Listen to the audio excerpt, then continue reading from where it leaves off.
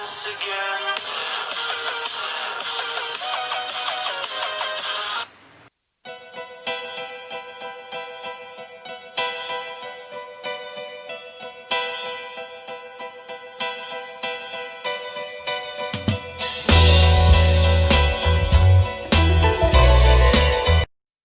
friends, welcome to Madhu Tips.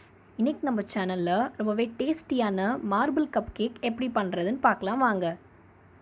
First ஒரு filter எடுத்துக்கலாம். இப்போ இந்த ஃபில்டரில் ஒரு கப் மைதா மாவு ஆட் பண்ணிக்கலாம்.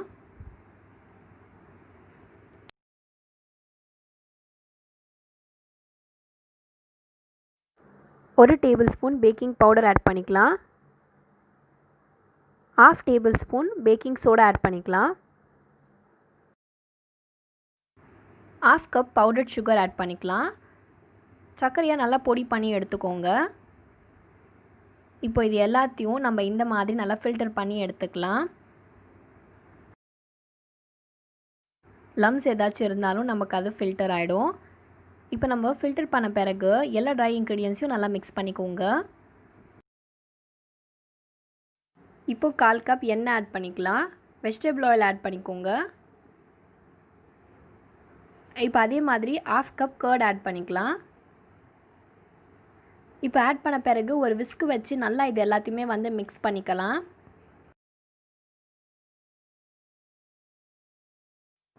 இப்போ நம்ம நல்லா மிக்ஸ் பண்ண பிறகு இப்போது கொஞ்சம் கொஞ்சமாக தண்ணி சேர்த்து நல்ல ஒரு பேட்டர் கன்சிஸ்டன்சிக்கு நல்லா மிக்ஸ் பண்ணிக்கலாம்.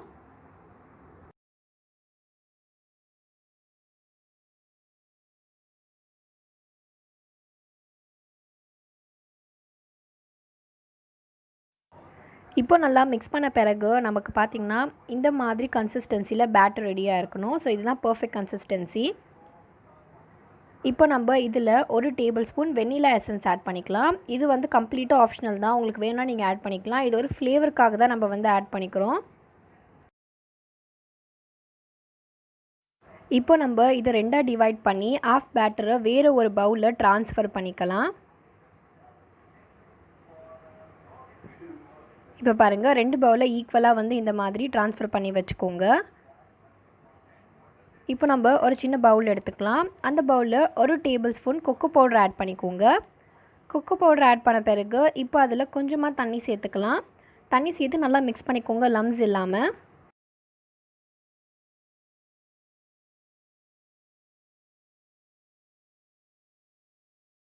இந்த மாதிரி மிக்ஸ் பண்ணி எடுத்துக்கோங்க கொக்கோ பவுடரை. இப்போ நம்ம மிக்ஸ் பண்ணி வச்ச கொக்கோ பவுடரை ஒரு கப் பேட்டரில் ஆட் பண்ணிக்கலாம். ஆட் பண்ண பிறகு நல்லா லம்ஸ் இல்லாமல் நல்லா மிக்ஸ் பண்ணிக்கோங்க. இப்போ நமக்கு 2 பேட்டருமே வந்து ரெடி ஆகிடுச்சு. இன்றைக்கி நான் கப் கேக் பண்ணுறதுக்கு இந்த மாதிரி கப்ஸ் எடுத்திருக்கேன். நீங்கள் உங்கள் கன்வீனியன்ட்க்கு ஏற்ற மாதிரி கப்ஸ் எடுத்துக்கோங்க. இப்போ இதில் ஃபஸ்ட்டு வந்து ஆயில் வந்து நல்லா க்ரீஸ் பண்ணிக்கலாம். எல்லா கப்லேயுமே ஆயில் க்ரீஸ் பண்ணிக்கலாம். பட்டர் வேணுனாலும் நம்ம க்ரீஸ் பண்ணிக்கலாம், அதுவும் நமக்கு பர்ஃபெக்டாக தான் வரும். இப்போ க்ரீஸ் பண்ண பிறகு இப்போ இதில் கொஞ்சம் மைதா சேர்த்து நல்லா ஸ்ப்ரிங்கிள் பண்ணிக்கலாம். எல்லா கப்லையும் இந்த மாதிரி ஸ்ப்ரிங்கிள் பண்ணி எடுத்துக்கலாம். இப்போ நம்ம ஸ்ப்ரிங்கிள் பண்ணதுக்கு அப்புறமா 2 பேட்டரையும் எடுத்துக்கலாம். ஃபஸ்ட்டு கப் கேக்கில் ஒரு டேபிள் ஸ்பூன் ஒயிட் பேட்டர் வந்து ஆட் பண்ணிக்கலாம். அது கொஞ்சம் ஸ்ப்ரெட் ஆன பிறகு இப்போ நம்ம ரெடி பண்ணி வச்சுருக்க சாக்லேட் பேட்டரையும் வந்து ஆட் பண்ணிக்கலாம். ஸோ நமக்கு இது கொஞ்சம் ஸ்ப்ரெட் ஆனதுக்கப்புறமா திருப்பி ஒயிட் பேட்டர்,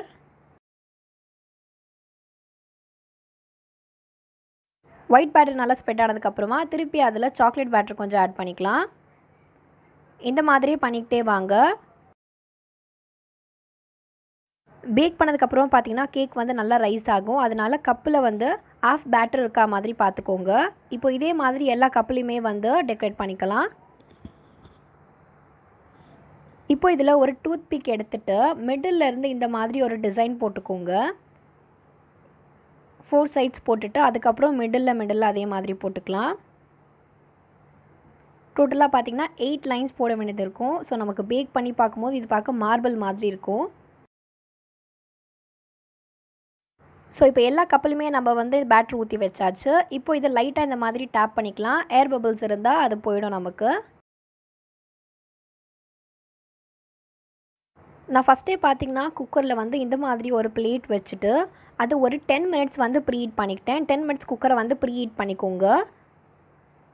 ப்ரீஹீட் பண்ணதுக்கப்புறமா இப்போ நம்ம ரெடி பண்ணி வச்சுருக்க அந்த பேட்டரை உள்ளே வச்சிடலாம். ஒரு 30 to 40 மினிட்ஸ் எனக்கு வந்து கரெக்டாக ஆச்சு.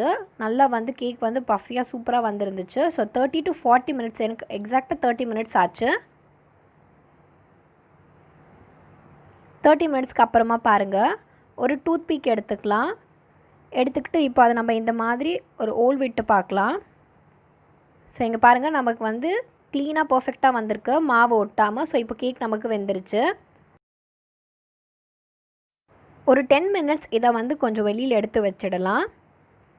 10 மினிட்ஸ்க்கு அப்புறமா ஒரு நைஃப் எடுத்து சைடில் கார்னரை மட்டும் இந்த மாதிரி எடுத்து விடுங்க.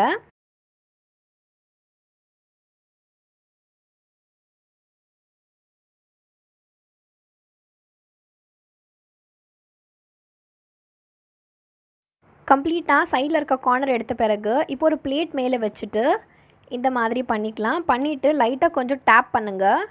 டேப் பண்ணோம் அப்படின்னா பாருங்கள், நமக்கு எவ்வளோ சூப்பராக கேக் வந்து டேப் பண்ண உடனே வந்துருச்சு. அவ்வளோவா கேக்கும் நமக்கு வந்து இதில் வந்து ஸ்டிக் ஆகலை. எவ்வளோ பஃபியாக இருக்குது பாருங்கள். நமக்கு பேக் சைடும் அவ்வளோ பஃபியாக இருக்குது. அண்ட் பாருங்கள், ஃப்ரண்ட்லேயும் அவ்வளோ பஃபியாக இந்த கேக் நான் சாப்பிட்டேன். அவ்வளோ டேஸ்ட்டாக இருந்துச்சு. எனக்கு ரொம்பவே இந்த ரெசிபி பிடிச்சிருந்துச்சு. கண்டிப்பாக நீங்களும் இந்த ரெசிபியை வந்து ட்ரை பண்ணி பாருங்கள். உங்களுக்கும் இந்த கேக் ரொம்ப பிடிக்கும். இந்த மாதிரி டபுள் லேயர் இல்லாமல் ஃபுட் கலர்ஸ் வச்சு எத்தனை லேயர் வேணாலும் பண்ணலாம். ஸோ இந்த வீடியோ உங்களுக்கு ரொம்பவே யூஸ்ஃபுல்லாக இருக்கும்னு நினைக்கிறேன். இந்த வீடியோ உங்களுக்கு பிடிச்சிருந்தா லைக் பண்ணுங்கள், கமெண்ட் பண்ணுங்கள், ஷேர் பண்ணுங்கள். ஃபஸ்ட் டைம் என் வீடியோ பார்க்குறீங்க அப்படின்னா மறக்காமல் என் சேனலை சப்ஸ்கிரைப் பண்ணிக்கோங்க. பக்கத்தில் இருக்க பெல் பட்டனையும் ப்ரெஸ் பண்ணிக்கோங்க. தேங்க்யூ.